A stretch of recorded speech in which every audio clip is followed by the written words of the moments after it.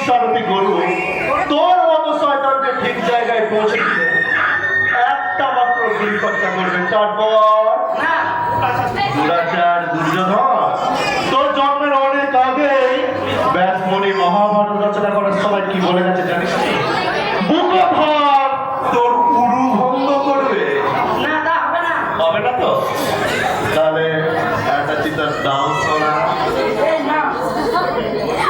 Good boy, চলি। হ্যাঁ, আর হ্যাঁ, একটা কথা মনে রাখিস, সমুদ্র মন্থন করে যে অমৃতটা উঠেছিল না, সেটা কিন্তু পান করেছিল দেবতা